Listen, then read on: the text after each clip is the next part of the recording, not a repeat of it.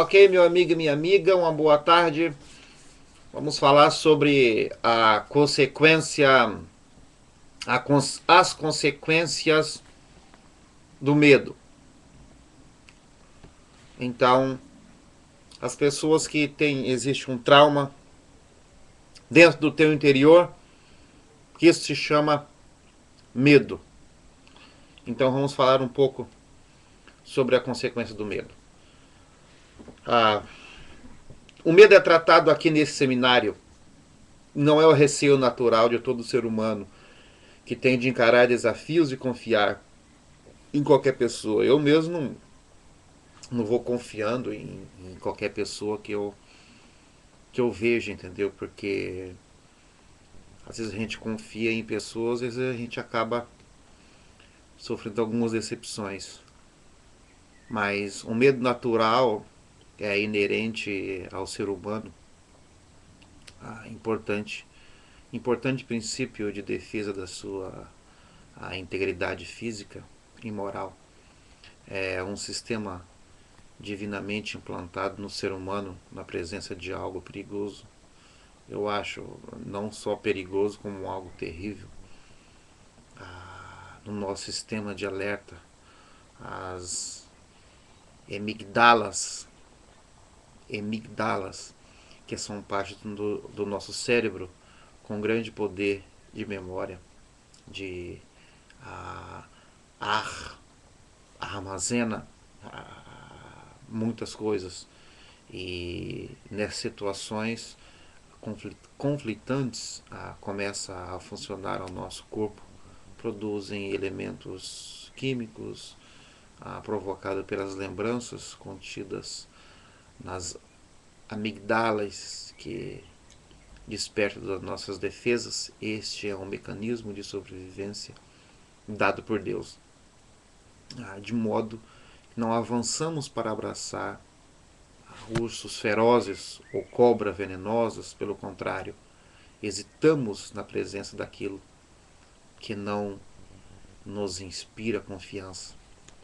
O medo é como fobia, que traz temores e também traz terrores, que pode ficar embutidos nas camadas interiores da mente inconsciente e um dia subir na superfície consciente formado pela personalidade da pessoa ao torno da ansiedade. São inúmeras diferentes maneiras que as raízes de medo penetram em nossas lembranças. Isso nos deixa às vezes bem incapazes, entendeu?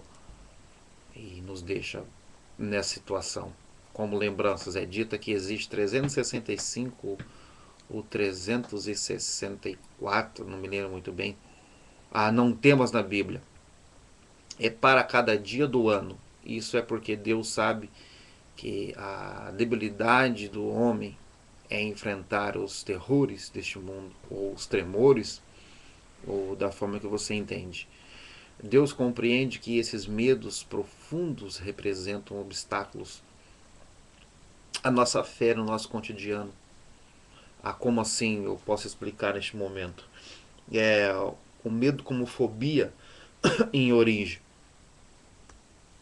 Visualizando aqui, eu pude entender que uma experiência traumatizante e amedrontadoras, ah, ensinamentos em doentios passados de formas opressora, um relacionamento negativo do passado, especialmente nos primeiros anos da infância, não é? Que vamos se pôr aqui em uma infância um pai que maltrata o filho, um pai que digamos podemos entender quando visualizando os grandes agressores em palavras, digamos quando o pai ele bate num fio e destrói o próprio filho com palavras ferinas e sesmáticas.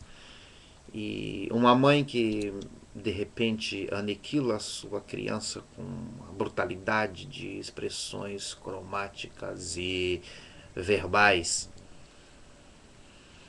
Há um relacionamento negativo do passado, especialmente nos primeiros anos de infância, quando essas experiências são muito fortes e dolorosas, a mente, numa atitude de defesa, transferem para um nível mais profundo e consciente. E isso, como tantas frequências, não é? Que a pessoa só tem às vezes apenas uma ideia nebulosa delas. Ah, vamos citar alguns exemplos. Digamos, um, um pai que trata um filho, entendeu, de uma forma brutal, com palavras verbais falando, entendeu? Ele causa um circuito cerebral na mente, entendeu, da criança. Ali, quando nós falamos ali, relacionamentos negativos do passado, especialmente nos primeiros anos da infância. No primeiro ano dessa infância, nós vemos que a criança, qual é a reação dessa criança? A reação dessa criança é crescer, entendeu? Crescer com síndrome do medo, um síndrome de pânico, porque viu o pai batendo na mãe, viu a mãe grávida e o pai batendo na mãe em uma situação difícil. Então aí nós podemos entender que tudo isso transfere, tanto faz para pro bebê que está sendo gerado na placenta da mãe, e, e para a criança que está vendo toda essa situação. Então, geralmente, é esse medo que traz a essa criança, ela cresce e isso vai no profundo da mente dessa criança. E por isso que muitas das vezes hoje nós temos várias pessoas, várias separações, crianças que cresceram sem pai ou sem mãe, ou a mãe trabalhava e não tinha um tempo para essa criança, e a criança cresceu com irmãos, cresceu com brigas, cresceu com retaliações, cresceu com problema. Quando a criança era para tá em um colégio estudando bom, a criança ela está em casa porque ela tem que trabalhar, porque a criança ela tem que vender algo na rua para trazer o dinheiro para casa para dar para a mãe. Hoje também nós vemos que a própria a própria criança, as mães elas forçam essas crianças a venderem droga nas ruas. Nós vemos que a própria mãe força essas crianças a trazerem dinheiro para casa. Quando eu falo isso, estou falando de uma mãe altamente bandida, perigosa, uma mãe que não quer ver o bem da criança. E a criança, às vezes essa criança ela cresce, entendeu, com medo na sua mente, e aí ela acaba sendo afetada, não é, por essas coisas. Uma mãe, digamos, que aniquila a tua criança com uma brutalidade de expressões cromáticas e verbais. Quando você vê um pai altamente bravo, um pai feroz que destrói o próprio filho com palavras ferinas e sesmáticas e palavras que amedronta a criança, é um grande agressor. A agressão também não é só tapas na cara, brigas. Na minha concepções, entendeu? É verbalmente falando, e que acaba deixando essa criança em uma situação de tristeza, de sofrimento e de luta. Então essa criança ela cresce, tem uma infância difícil, tem uma adolescência difícil. Muitas dessas crianças nem chegam a ser adultos, já estão nas drogas, se prostituindo.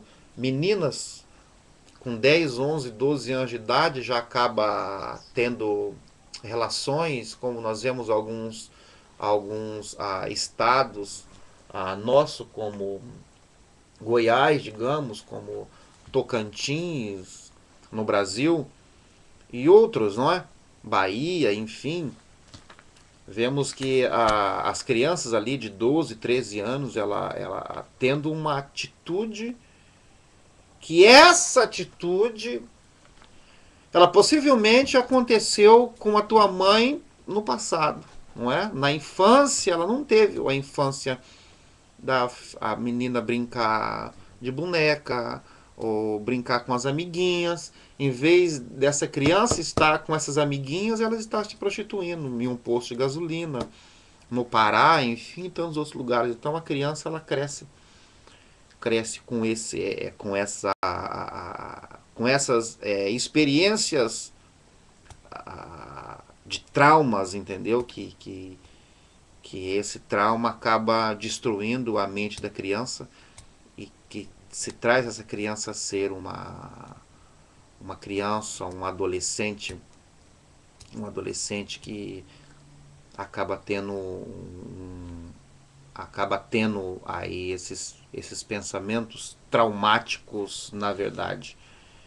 Crescem e possivelmente essa criança não vai ser um adulto de responsabilidade, não vai ter responsabilidade com o colégio, não vai ter responsabilidade com seu filho, porque o filho nasceu geralmente de um outro moço drogado, não vai ter família. E a essa criança, quando nasce essa criança, ela vai ter várias consequências porque a mãe não teve uma infância que deveria ter. Não é? Não é assim, mas outra hora nós vamos ter um bloco melhor, nós vamos estar falando isso, ok? Se você quiser entrar, entra aí no nosso e-mail, no MSN, cantorailton@hotmail.com, e deixa a tua palavrinha lá que nós vamos estar falando com você no próximo bloco, ok? Um beijo no coração de todos. Deus abençoe a todos.